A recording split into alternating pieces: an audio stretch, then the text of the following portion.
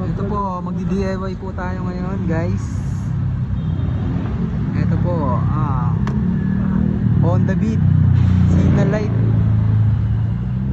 Paano magpalit ng signal light? Ano ba issue niyan, pre? Basa. Basa yung ano niya to. Nipan. Baka pinasukan na ng laway yan. Tubig, pinasukan ng tubig. Pinasukan ng laway.